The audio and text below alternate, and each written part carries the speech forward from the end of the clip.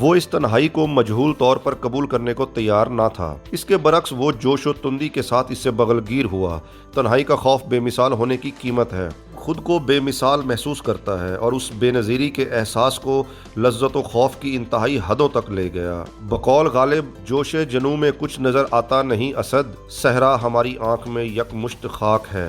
हस्ती हमारी अपनी फना पर दलील है। इस जैसी आगही के बावजूद वो हस्ती मुतलक से सवाल करता है कि जब तेरे बिन कोई और मौजूद ही नहीं तो ये हंगामा किस बात का? ये परी चेहरा लोग कैसे हैं? शिकने जुल्फ़े अंबरी क्यों है? सब्ज़ो गुल कहाँ से आते हैं? अब्र क्या चीज़ है? हवा क्या है? इन बातों का जवाब खारजी की बजाय दाखिली यानी वहदतुल वजूदी के हवाले से ही देना मुमकिन है। गालिब इश्क में जीस्त का मजा पाते हैं। इस एतबार से उन्हें सूफी करार दिया जा सकता है। लेकिन यहाँ से नए सवालात का सिलसिला शुरू हो जाता है। तलाश व जुस्तजू में वाक़ होने वाली कुल्फत, आशुफ्तगी और परेशानी गालिब का मुकद्दर बन गई। अक्सर वो अपने जुनून नारासा के इस दुख अंगेजी में तलाश को भी बुला बैठा।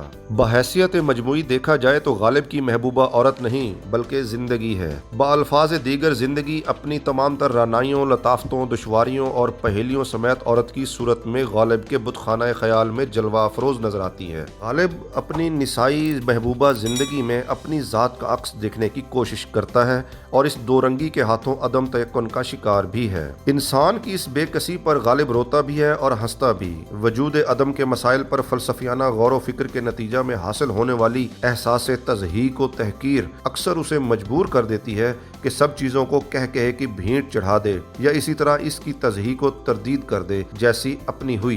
काबे में जा बजाएंगे नाकूस या उल्टे फिराएंगे दरे काबा गरवा ना हुआ, एक किस्म का इंतकामी रद्द अमल है। ये मजाक उड़ाना हरगिज मजाहिया नहीं बल्कि इतना ही अलमिया है जितना कि अपनी हस्ती पर गौर व फिक्र और नतीजतन एहसास शिकस्तगी। मिर्जा गालिब उर्दू शायरी की तरह नसर में भी एक मुनफरिद और इज्तिहादी मकाम रखते हैं। उर्दू नसर में उन्होंने एक ऐसा असलूब इजाद किया जो उनसे ही शुरू हुआ और उन पर ही खत्म हो गया। मिर्जा की नसर उन खतूत की सूरत में है जो उन्होंने मुख्तलिफ औकात में अपने दोस्तों और बेतकल्लुफ शागिर्दों को तहरीर की है। प्रोफेसर हमीद खां के बकौल गालिब को असल शोहरत अपने खतूत के जरिए मिली। शायरी ने बाद में अपने मदाह पैदा किए। खतो किताबत में जदीद असलूब, अलकाब व तखातब से कुल्ली एहतराज और महज किसी एक नाम और लकब से याद करके बरह रास्त हरफ मतलब पर आ जाना यकीनन अंग्रेजी असलूब के तासुर से पैदा हुआ होगा। चांदपुरी ने सवाने गालिब में लिखा है, जिस वक्त गालिब की नसर निगारी का आगाज हुआ फोर्ट विलियम कॉलेज में जबान को आसान बनाने की कोशिशें बरूएकार आ चुकी थी। गालिब जदीद तहजीब के शुरू से ही परस्तार थे।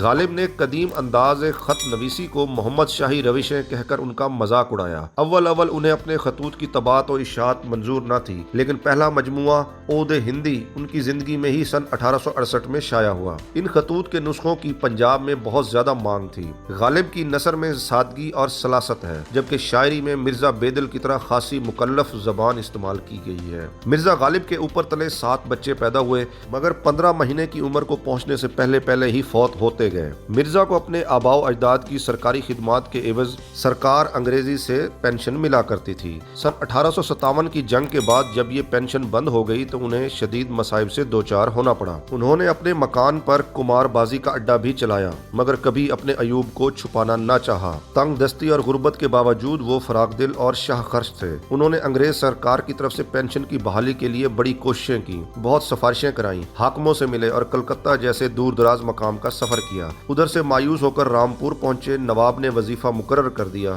कि यहाँ रहो तो 200 रुपए और कहीं और कयाम करो तो 100 रुपया माहवार मिलेंगे। 3 बरस बाद पेंशन भी जारी हो गई, मगर सारा रुपया कर्ज और सूद में अदा हो गया। इसी कसम पुरसी के आलम में उन्होंने सन 1869 में इंतकाल किया।